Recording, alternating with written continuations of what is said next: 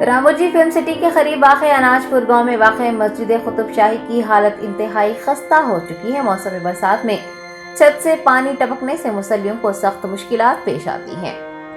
तफसीलात के मुताबिक अनाजपुर गांव में वाक़ ये मस्जिद इंतहाई कदीम है और गांव की वाहिद मस्जिद होने की वजह से मुसलमान उसी मस्जिद में नमाज अदा करने पर मजबूर हैं।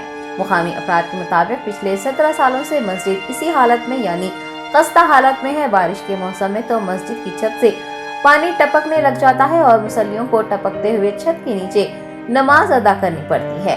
आज भी नमाज जुमा के मौके पर होने वाली मूसलाधार बारिश के दौरान मुसल्लियों ने भीगते हुए ही नमाज जुमा अदा की। मुसलमान बरादरी ने वक्फ बोर्ड और तेलंगाना हुकूमत से जो कि मनादिर की तज़ीन व आराइश के लिए हजारों करोड़ रुपये खर्च कर रही है, इस जानिब तवज्जो देने और मस्जिद की छत को दुरुस्त करवाने की दरख्वास्त की है।